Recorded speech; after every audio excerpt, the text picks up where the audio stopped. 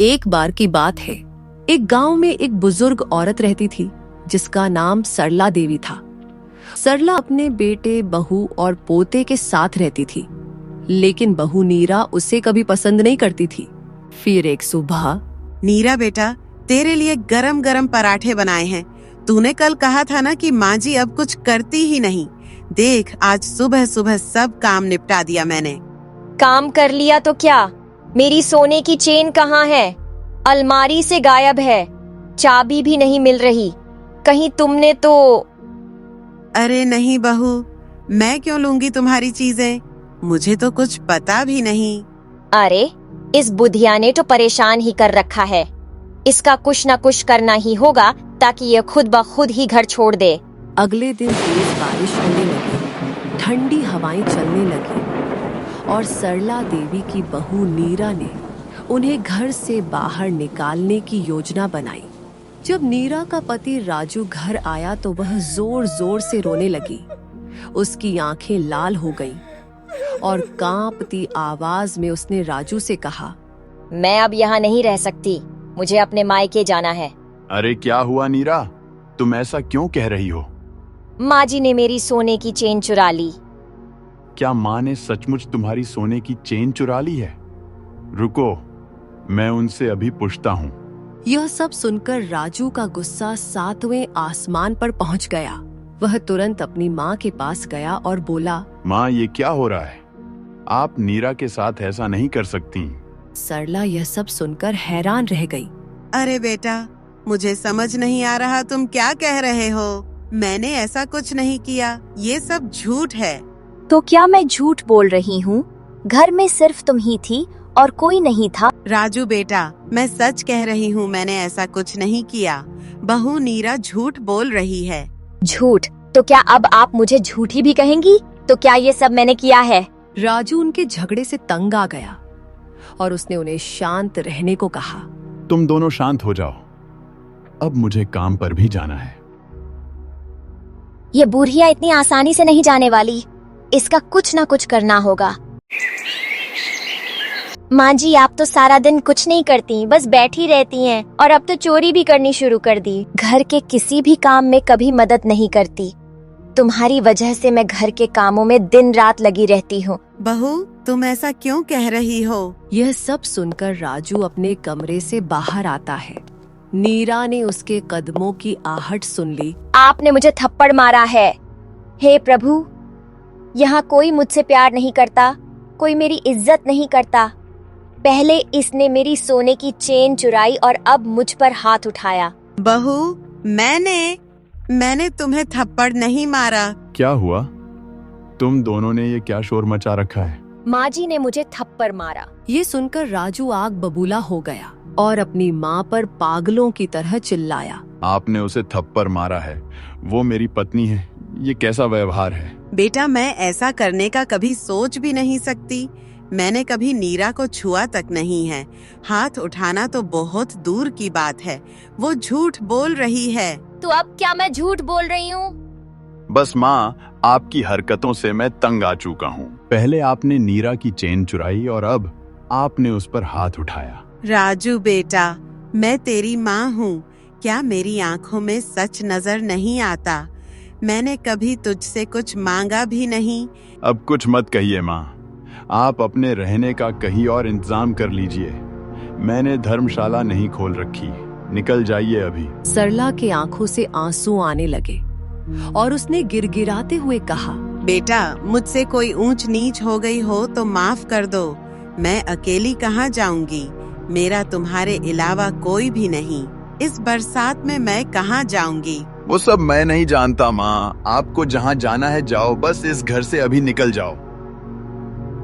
अरे राजू, ये तुम्हारी माँ है, थोड़ा तो इन पर तरस खाओ। ये अकेली इतनी बरसात में कहाँ जाएंगे? वो बुजुर्ग औरत है, उनकी तबीयत खराब हो जाएगी। आप चुप रहिए, ये मेरे घर का निजी मामला है। आपको कोई हक नहीं देता बीच में बोलने का। बेटा, पर क्या तुमने ये सोचा कि तुम्हारी माँ बूढ़ी है, वो कहाँ जाएगी, क्या खाएगी? तेरे बापूजी ने ये घर बहुत प्यार से बनाया था कि इसमें उसका परिवार हंस खेल के रहेगा।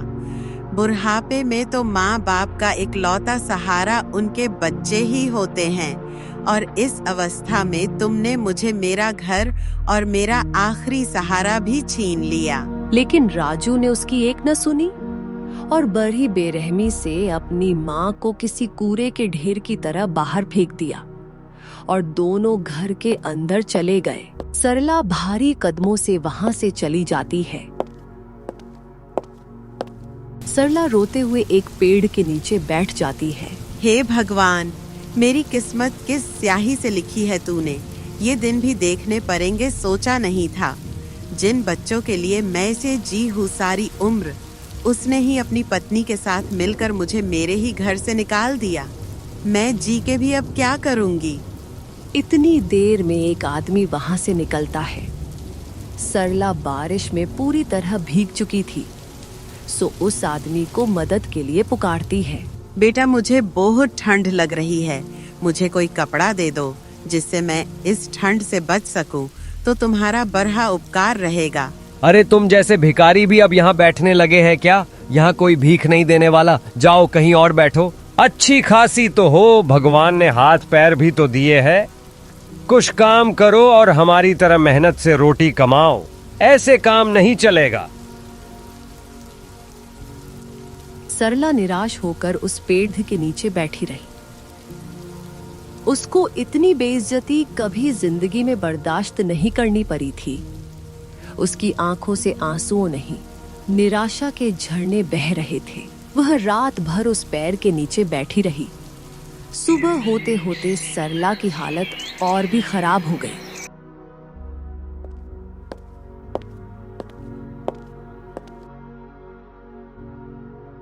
बेटा, मैं रात बाहर बारिश में भीगी रही, कृपा करके मुझे एक चादर दे दो, मुझे बेहद ठंड लग रही है।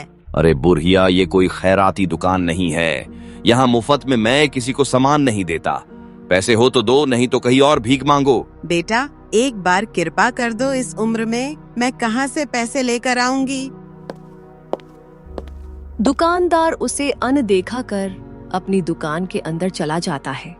सरला वह ठंड से कांपती खड़ी रहती है। उसकी आंखों से निराशा के झरने बहने लगते हैं और वो वहां से वापस चली जाती है, जैसे उसका इस दुनिया में कोई ना हो।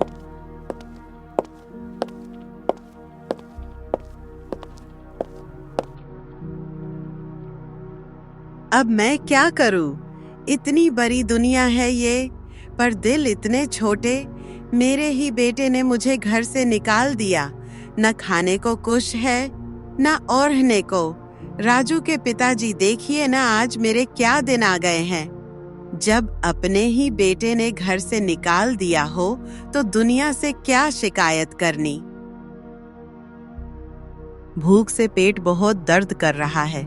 ये क्या हालत बना दी है मेरे बेटे ने मेरी। वह उठती है और खाने की तलाश में दूसरी दुकान की तरफ चलने लगती है। वह धीरे धीरे चलते हुए गांव की एक मुखिया दुकान पर जा पहुंचती है। बेटा, खाने को कुछ दे दो, दर दर भटक रही हूँ। 2 दिन से एक दाना मुंह में नहीं गया। भगवान तुम्हारा भला करेगा। अरे, मैंने क्या यहाँ भंडारा खोल रखा है? यहाँ तेरे लिए कोई मुफ्त का खाना नहीं है। अब यहाँ से निकलो। बेटा, थोड़ा सा कुछ खाने को दे दो। सुबह से कुछ नहीं खाया है। ठंड से शरीर अकर गया है और भूख से बेहद कमजोरी आ गई है। अब खरा नहीं हुआ जा रहा है। अरे अब जाओ भी यहाँ से। सुबह सुबह भिखारी कहाँ से चले आते हैं? कोई काम क्यों नहीं कर लेती? जिंदगी भर बैठ के खाया होगा, अब यही दिन देखने को मिलेंगे और क्या।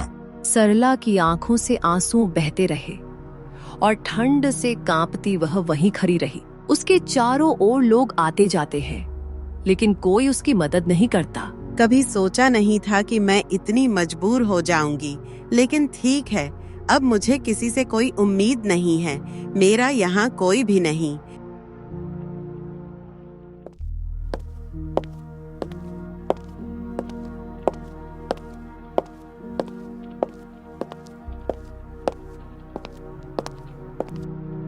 बेटा, कुछ खाने की मदद कर दो। 2 दिन से एक अन्न का दाना मुंह में नहीं गया है। भगवान तुम्हारा भला करेगा। अरे ठीक ठाक तो हो अम्मा, इतनी भी बुरी नहीं हुई हो कि कोई काम ना कर सको। कोई काम धंधा क्यों नहीं ढूंढ लेती? सही कहा। जाओ, जाकर किसी मंदिर के सामने बैठो, कोई भीख दे ही देगा। बस करो तुम दोनों, किसी की मदद नहीं कर सकते तो कम से कम उसको बुरा भला तो मत कहो। ऐसा वक्त तुम पर भी आ सकता है, अपनी जुबान पर लगाम लगाओ। माँ जी, आप मेरे साथ चलिए।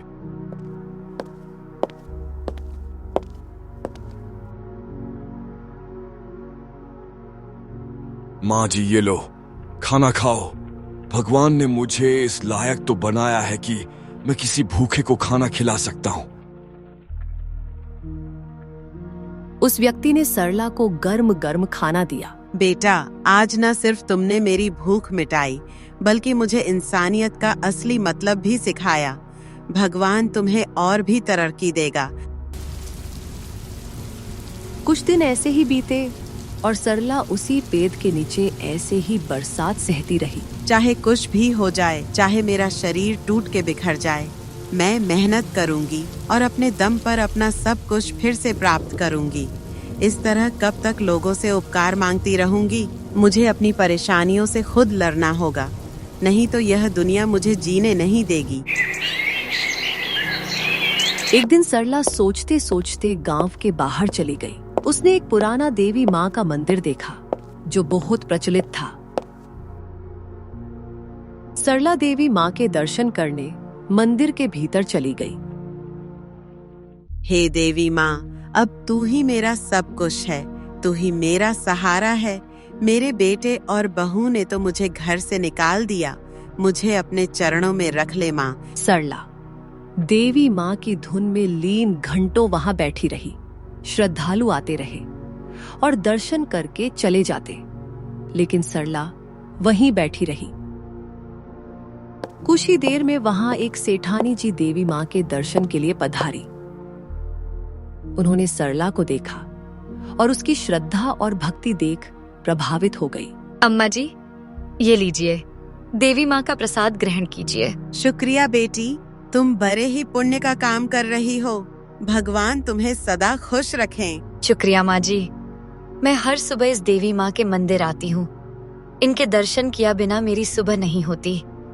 मेरा सब कुछ इन्हीं की कृपा से है। सरला के कपड़े बारिश और मिट्टी से पूरी तरह खराब हो गए थे और उसका चेहरा भूख से मानो सूख गया हो।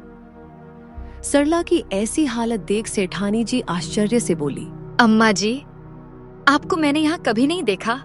आप कहाँ रहती हैं? सरला ने कांपते स्वर में कहा, बेटी, मैं पास के एक गांव से आई हूँ। कहने को तो मेरा एक घर है, लेकिन अब वो मेरा नहीं रहा। अब मैं बस एक पेड़ के नीचे रहती हूँ, वही मेरा मकान है। यह सब सुन के सेठानी जी का मन उदास हो गया और उन्होंने सरला की हालत का कारण पूछा। माँ जी, आपके बच्चे कहाँ रहते हैं और ये सब कैसे हुआ? माँ जी ने रोते हुए अपनी सारी दशा सेठानी जी को बताई। सेठानी जी सरला की ये दशा देख ना सकी और उन्होंने सरला से उनके घर में रहने को कहा। माँ जी, आप मेरे साथ मेरे घर चलिए, मैं आपकी देखभाल करूंगी। और आपकी बेटी ना हुई तो क्या, आपकी बेटी के सारे फर्ज निभाऊंगी। सेठानी जी की यह उदारता देख सरला की आंखें भर आईं और वह भारी स्वर में बोली, बेटी, तुमने मेरे बारे में इतना सोचा, यही बहुत है। अब मैं चलती हूँ। भगवान तुम्हें सदैव खुश रखे। सेठानी जी ने सरला को मंदिर से जाने नहीं दिया और सरला को उस दशा से निकालने के लिए उसे अपने घर में रखने का बहाना दिया। माँ जी, मेरी तबीयत आजकल कुछ ठीक नहीं रहती और मेरे घर काम करने वाली भी अपने बार गाँव गई है। आपको मेरे घर नहीं रहना तो ठीक है, लेकिन मेरे घर के कामों में तो आप मेरा हाथ बटा सकती हैं, जिसके बदले मैं आपको अच्छी पगार भी दूंगी। सरला सेठानी जी का ये प्रस्ताव स्वीकार कर लेती है। दोनों सेठानी जी के घर की ओर चल पड़ती हैं।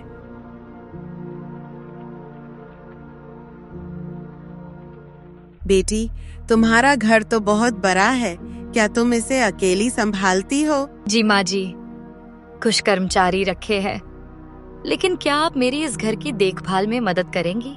क्यों नहीं बेटी, ये तो मेरा सौभाग्य होगा। दोनों घर के अंदर चली जाती हैं। कुछ दिन यूं ही बीतते हैं। और सरला और सेठानी जी के बीच गहरा रिश्ता बन जाता।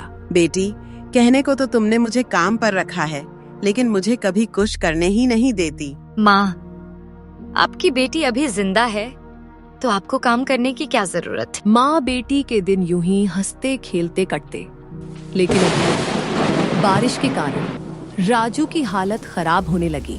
राजू की खेत की फसल पककर कटने को तैयार थी। राजू घर बैठा बारिश के रुकने का इंतजार कर रहा था कि बारिश रुके और वह खेत जाकर अपनी फसल काटे, लेकिन बारिश ने उसे इतना मौका नहीं दिया, जिसके कारण राजू की चिंता बढ़ती ही जा रही थी। हे भगवान, ये कैसी मुसीबत आ गई। बारिश तो थमने का नाम ही नहीं ले रही। मेरी फसल पककर तैयार खड़ी है। अगर यही हाल रहा तो मेरी सारी फसल बर्बाद हो जाएगी। हम क्या खाएंगे, कैसे जिएंगे? आप चिंता मत कीजिए, ऐसा कुछ नहीं होगा। जल्दी ही बारिश रुक जाएगी। भगवान पर भरोसा रखिए। तभी कुछ देर बाद बारिश रुक जाती है।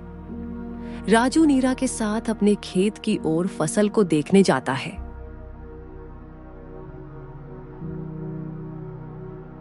खेत पर पहुंचकर राजू अपनी फसल को देख हैरान रह जाता है। बारिश के कारण राजू की फसल पूरी तरह से बर्बाद हो जाती है, जिसको देख वो बहुत घबरा जाता है। नहीं, यह क्या हो गया? हे भगवान, ये तूने मेरे साथ क्या किया? हम बर्बाद हो गए नीरा। अब हम क्या करेंगे? इस बारिश की वजह से हमारी सारी फसल बर्बाद हो गई। भगवान, तू हमें किस पाप की सजा दे रहा है? आप ऐसे दिल छोटा मत कीजिए जी। हमें हार नहीं माननी चाहिए। अगर ये फसल बर्बाद हो गई तो क्या, हम फिर से मेहनत करेंगे, फिर से अपने खेत को सींचेंगे। हम दोबारा मेहनत करेंगे, दोबारा अपने खेतों में फसल तैयार करेंगे। भगवान हमारा साथ जरूर देगा। नीरा, तुम समझती क्यों नहीं? जितने पैसे थे सब लगा चुका हूं। अब नई फसलों के बीज, नई खाद कहां से लाऊं? मेरे पास एक पैसा भी नहीं बचा है। आप एक काम कीजिए, गांव के सेठ जी से कुछ पैसे उधार ले लीजिए। जब हमारी फसल पक के तैयार हो जाएगी, तब हम अपनी फसल बेचकर उनका सारा कर्जा उतार देंगे। एक बार फसल हो जाए, फिर हमें कोई परेशानी नहीं होगी। सही कह रही हो नीरा। मैं सेठ जी के पास जाकर कुछ पैसे उधार मांगता हूँ। अगर थोड़ा धन मिल गया तो मैं दोबारा मेहनत करके अपने खेतों में फसल तैयार करूंगा। राजू के पास और कोई रास्ता नहीं था। उसने गांव के सेठ जी से उधार लेने का फैसला किया। भारी मन और डरते हुए वह गांव के सेठ जी के पास पहुंच जाता है। अरे राजू, इतने दिनों बाद कैसे आना हुआ? सेठ जी, मुझे आपकी एक मदद चाहिए। मदद? अरे बोलो बोलो, कैसी मदद चाहिए? सेठ जी, आप तो जानते ही हैं, कई दिनों से लगातार बारिश हो रही है। मेरी पूरी फसल बारिश की वजह से बर्बाद हो गई है। मेरे पास अब कुछ नहीं बचा है। मुझे फिर से फसल बोनी है, लेकिन मेरे पास अब बीज और खाद के लिए पैसे नहीं हैं। कृपा करके मुझे थोड़ा धन उधार दे दीजिए। मैं फसल तैयार होते ही आपका कर्ज ब्याज समेत चुका दूंगा। कर्ज तो मैं दे दूंगा राजू, लेकिन याद रखना, तुम्हें कर्ज सही समय पर चुकाना होगा। अगर समय पर कर्ज नहीं चुकाया तो तुम्हारी जमीन, घर सब मेरा हो जाएगा। राजू के पास कोई और चारा नहीं था। वह सेठ जी से कर्ज लेकर वापस चला जाता है। वह अपने खेत में दिन रात मेहनत करता है। दिन रात मेहनत करने के बाद उसके खेत में दोबारा फसल पककर तैयार हो जाती है।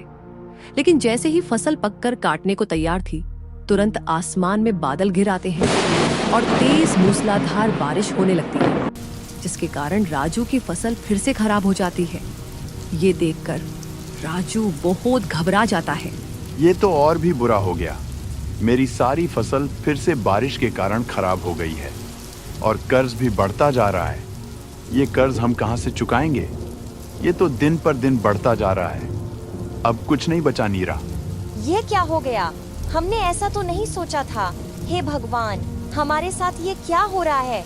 ये कर्ज तो हमारी सारी मेहनत और दौलत को यूं ही खा जाएगा। अब क्या होगा? हमारी आखिरी उम्मीद भी खत्म हो गई। कुछ दिनों बाद सेठ का दबाव बढ़ने लगता है और वह राजू के दरवाजे पर आ धमका। राजू, जिस तरह तुमने उधार लिया था उसे उतारने का वक्त आ गया है। तुम्हारा सारा समय खत्म हो चुका है। अब या तो मुझे मेरा सारा धन वापस दो, वरना मैं तुम्हारी संपत्ति को बेचकर सारा कर्ज वसूल लूंगा। सेठ जी, मुझे थोड़ा और समय दे दीजिए। बारिश की वजह से मेरी फसल खराब हो गई है। मुझे थोड़े से समय की और जरूरत है।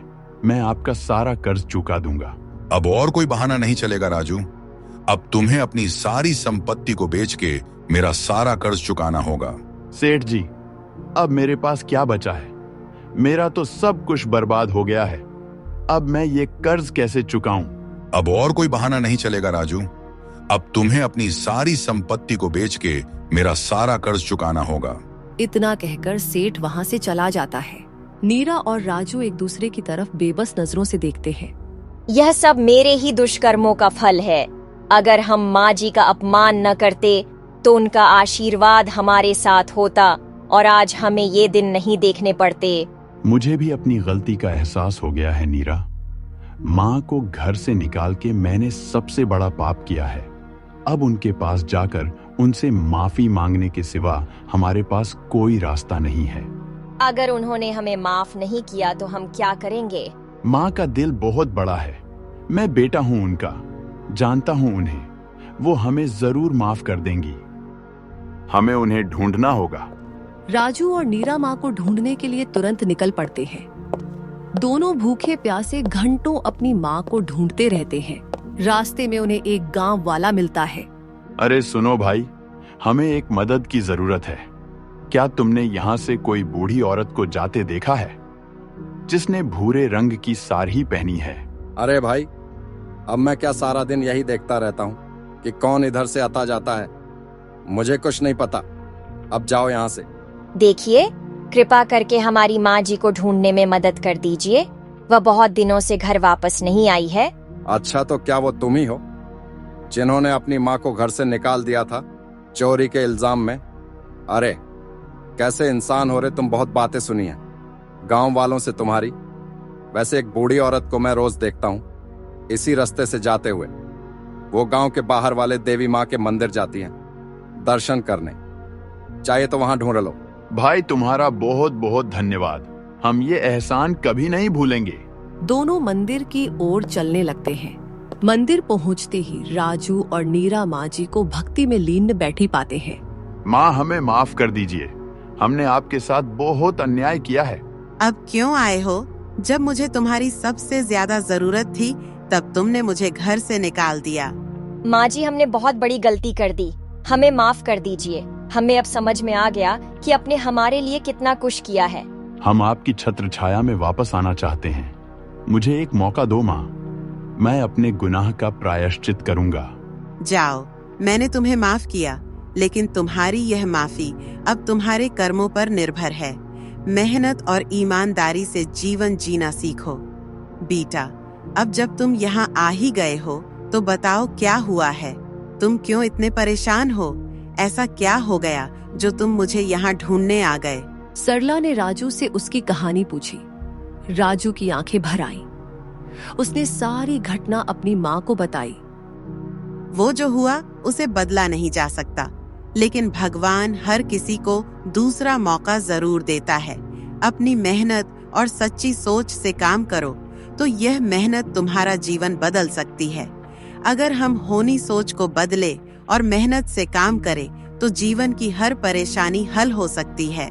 तभी माँ जी को ढूंढते हुए सेठानी जी मंदिर आ पहुँचती हैं और उनकी सारी बातें सुन लेती हैं। माँ जी, आप घर नहीं आई तो मुझे चिंता होने लगी थी। मैंने आपकी सारी बातें सुननी है।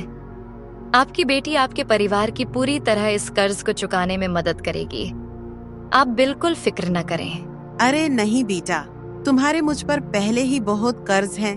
अगर मैंने तुमसे और मदद ली तो भगवान मुझे माफ नहीं करेगा। तुमने इस बूढ़ी औरत को तब सहारा दिया जब उससे सबसे ज्यादा जरूरत थी। माँ जी, आपने मुझे अपनी बेटी सामान दर्जा दिया है। आपकी मदद करना मेरा सौभाग्य होगा। मैं सेठ से कहकर आपको और कुछ समय की मोहलत तो दिलवा ही सकती हूँ।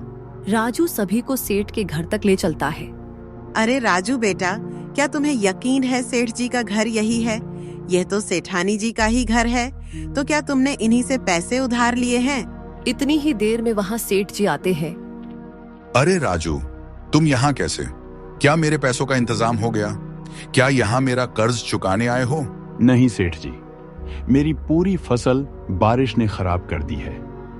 मेरे पास इस वक्त आपको देने के लिए कोई पैसा नहीं बचा।